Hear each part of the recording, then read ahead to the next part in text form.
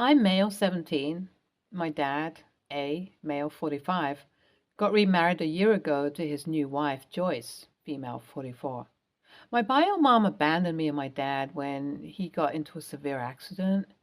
He used to work as an interstate trucker and was involved in a pileup, no fault of his own. Due to his actions, a few people were saved, but my dad could never walk again. While my bio mom tried to stay with us after he was hospitalized, she chose herself over her husband and kid, walking out on us. Since then, it's just been me and my dad for the most part. I was 12 years old when dad was taken out of the hospital, and I learned to help him and take care of him. We didn't have a lot of money and couldn't afford a caregiver. As soon as I turned 14, we enrolled under CDPAP so I could bring in some extra money while taking care of my dad. Things were always tough, but my dad never defined himself by his disability and always tried to be the best father possible for me. Around the time he met Joyce, Dad also got a new job working as a freight broker, which made our living situation a lot more comfortable.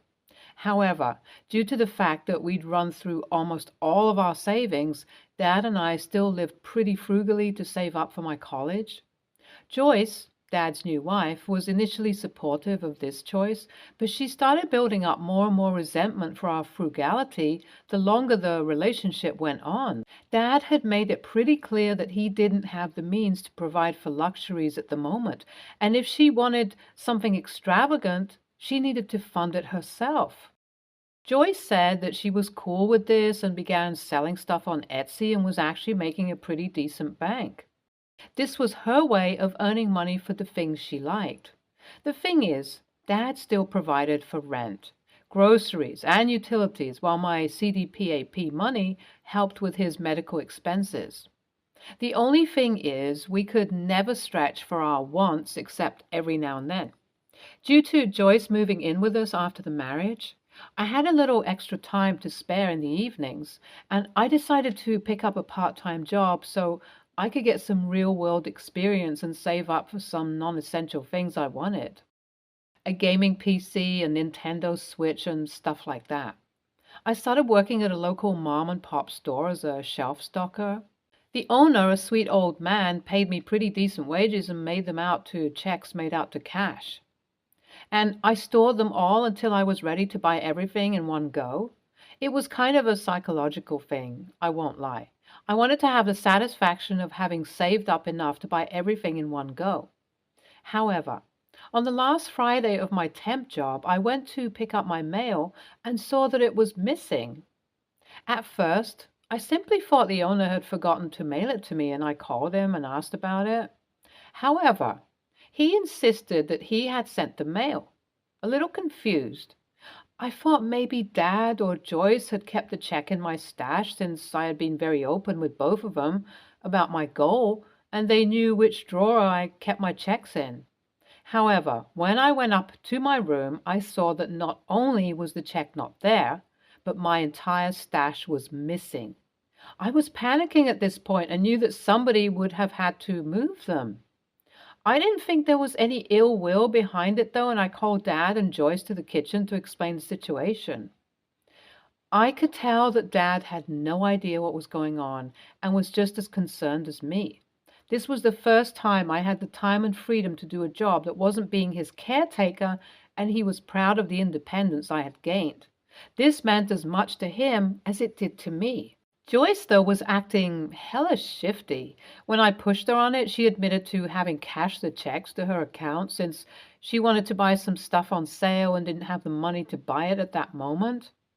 It was like $800 and worth of money that she borrowed without asking me.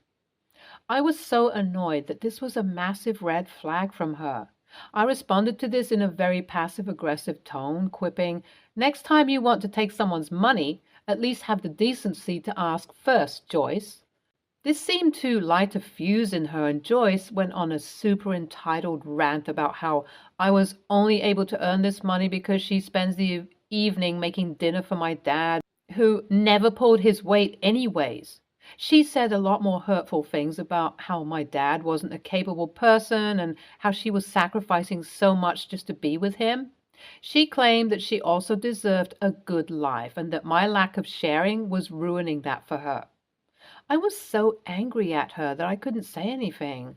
I just went up to my room and slammed the door, after shouting at her, "I better have my money back before I call the cops on you." The next morning, Joyce was giving me the cold shoulder, and I could tell that she had fought with Dad too. I spoke to Dad in private and asked him what he felt about the whole situation. He was devastated and felt like his relationship wasn't going to survive. Joyce showed her true colors about Dad's disability the day before, and it wasn't something he was willing to put up with. They had broken up, and Dad and I had moved out of the apartment the very next day and were now living on our own.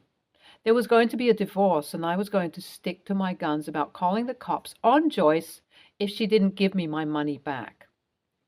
Yesterday, though, I got a call from her on my cell phone where she opened up about her spending problem and told me that her Etsy business had been dead for a while. She needed the $800 from me to pay off her huge credit card bills, and that's why she drove herself to such extreme measures.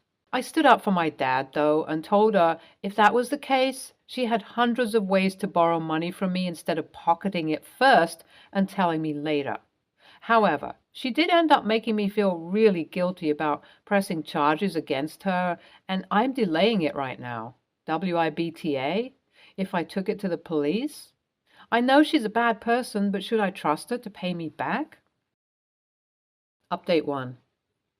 The divorce has taken a messy turn because of Joyce's insistence that she was forced to become a primary caregiver. She wants a significant amount of alimony from us due to her debt problem, and we're doing our best to combat that. Dad spoke to me about bringing the police down on her head about the money situation as a way to increase pressure on her for her trashy behavior.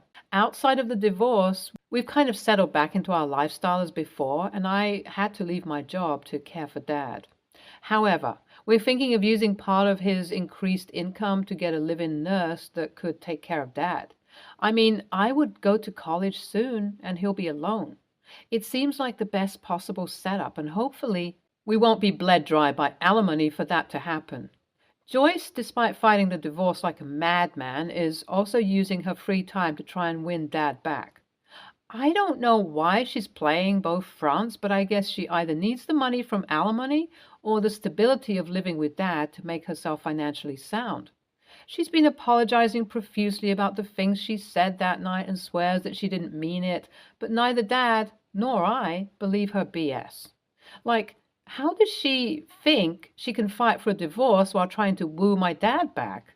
That woman needs help for real. Update 2. The divorce got settled, mostly in our favor. Joyce will get alimony, but nowhere near the extravagant amount she was demanding. We'll be able to afford a nurse for Dad, and I also read all of your comments about the Medicare benefits we can take on. Thank you for your help, everyone. I've been struggling with all of this mentally and physically, but my dad is super important to me, and I want to power through this to give him the peace of mind he deserves about this situation.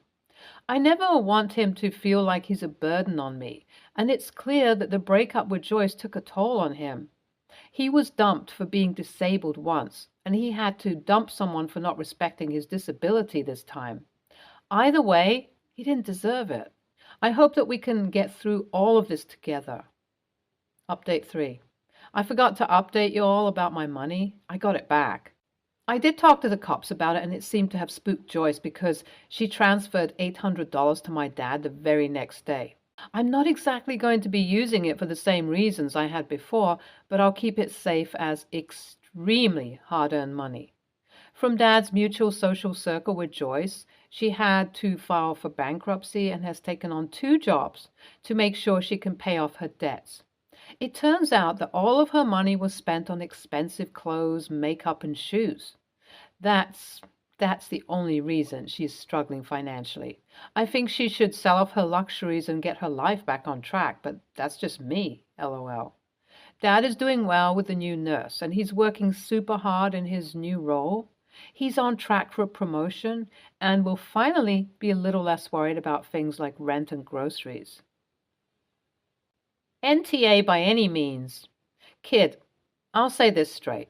You're too forgiving if you think her debts are your responsibility. She's financially irresponsible. It's as simple as that. Not only that, her comments about your dad are downright ableist, too. IMO, your father rushed into this relationship without seeing her true colors, and this incident revealed them to you, too. NTA, unless the entire responsibility of taking care of your father was forced onto Joyce without her being aware of the division of work in the household.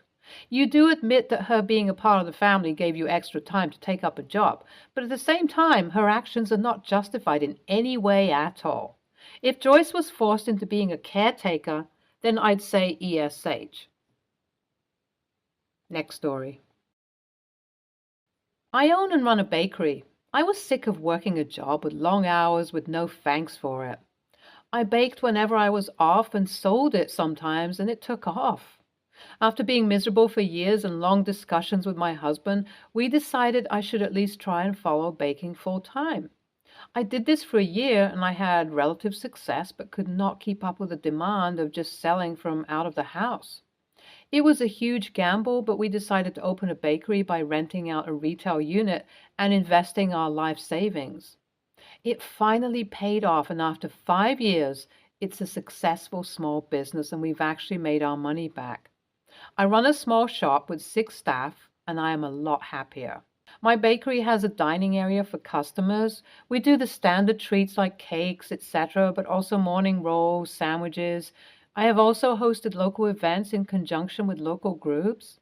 For example, stuff like holding knitting nights, crafting nights, etc. I'll either stay open a little later or allow them specific time slots. I do this all for free, as it's a space for people to enjoy something and meet people, and they always buy cakes and treats, so it's not hurting anybody. Basically, if it's reasonable, I don't mind holding events or promoting specific events via flyers or stuff, but I will not let other people sell in here. My bakery is solely there to sell things from my bakery, and I do not wish to have other businesses trying to solicit sales from within mine. My sister has got into making crystals and jewelry. She's not having much luck and has told me it is her destiny to do this after taking some classes. Anyway, she has asked if she can promote her business within my cafe. She wants to show samples and try and get some sales. I told her no, and she says I'm a hypocrite as I let other people host things in my bakery. I told her they are local events to bring the community together. Most often people who are lonely, and that if I ever promote or support a local cause or business, it's by displaying flyers inside or over social media or something. None of this involves them selling stuff from my bakery. I also emphasize that the hobby groups only buy food sometimes and they come with crafting items or stuff to meet with friends. Also emphasize my belief in supporting local businesses by displaying adverts for them, but there's a difference between doing that and allowing them to sell in my premises. She says I'm a heartless a-hole who is not willing to help out another local business owner and advance her dream. My husband thinks she is delusional. My parents are on my back asking me to break my rule just once so my sister can reach more potential customers. Edit. I did offer to display a poster flyer for my sister if she had one to promote her, but she refused. I don't know if it's relevant, but she quit her job as a lawyer to follow this dream. She was a very successful one, but said she was miserable working her cases and was willing to sacrifice the pay for her happiness. I do love and support her trying to make a career change. I just don't want her selling in my premises. She's 42, by the way, and I'm 39. Perhaps there's a little bit of resentment. She's trying to do what I did and she isn't having success, but I don't know. Edit 2. I don't know if it's relevant, but my sister worked in criminal law. Very well paid job, and she was extremely successful at it, but the cases were very heavy sometimes and it drained on her. She's also trying to launch a legitimate business, not an MLM, I don't think. I think she just wants to try and make a crafting business that stemmed from liking the classes she took, run by a legitimate local hobby group. I also did not ask her for any legal advice related to my business, as it's a completely different field to what she has experience in. NTA, as a potential customer walking into a bakery, I would view having someone try to pressure me into buying unrelated items would be a huge turnoff. There may also be some regulatory concerns. Where I live, you would need a different business license to operate as a bakery than you would need to sell arts and crafts retail. NTA, business and family shouldn't mingle, IMO. I also don't see a connection between crystals, jewelry, and a bakery. People entering a bakery are most likely not there for shopping for jewelry. Next story. I'm 29, female. My family consists of me, my mom, stepdad, and his 4 sons. Everyone has partners. This story concerns the oldest son, George, 32, and his partner, Francesca, 30. In our family, I host most of the family gatherings because my house is big enough to accommodate everyone staying over. Now, I don't particularly enjoy hosting. The cost is astronomical. It takes a long time to plan and it's quite stressful. However, I have no problem doing it and I know that everyone enjoys it and I certainly prefer being at home. There are upsides, but my point is hosting is not something I jump at the chance to do. This year, however, Francesca asked if they could host Christmas.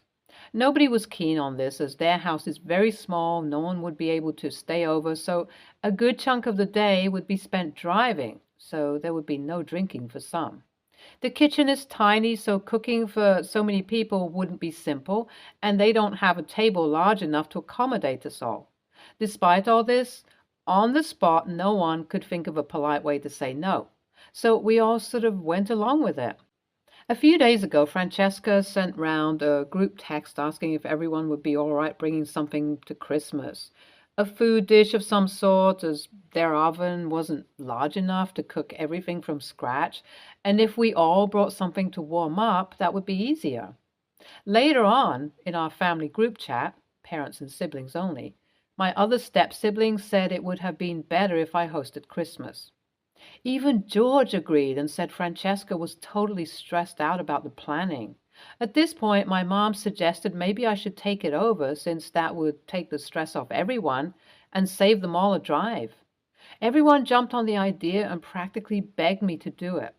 George said he'd talk to Francesca about it since everyone else was in agreement, and I said okay.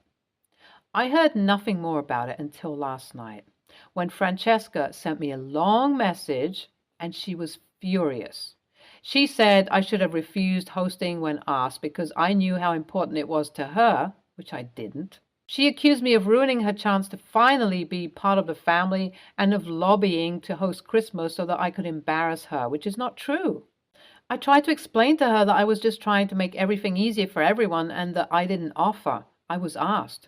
But it was a bit vague because I was trying not to throw everyone else under the bus. Eventually, she just stopped replying. I really thought I was at least saving Francesca and everyone else a bit of stress, but a couple of my friends say I should have let her sink or swim on her own, since she was so adamant about hosting. So AITA? Edit. I'm seeing a lot of comments about the actual dinner, RE hosting and cost, so just thought I'd clarify. I've only started hosting the last few years. My mom and stepdad hosted and paid for every family gathering for over a decade, and had I said no to doing it this year, they would be. The cost of hosting Christmas is large, yes, but it's not an insurmountable financial burden, and I'm not being taken advantage of by hosting. My parents have done it in the past. Extended family from abroad as well. It's not an unequal thing.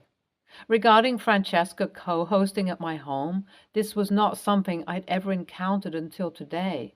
We normally have events catered or partially catered, but a number of you suggested Francesca could come and cook at my home, as that would allow her some hosting, and that's certainly something I will consider discussing with her and George. NTA, but her husband is, and so is she. He should have managed to talk to her and confirm with you whether to go ahead or not. If she wasn't comfortable, he should have said so and pushed back on your hosting. No good deed ever goes unpunished, OP. Stay tuned for more stories from our girl relationships.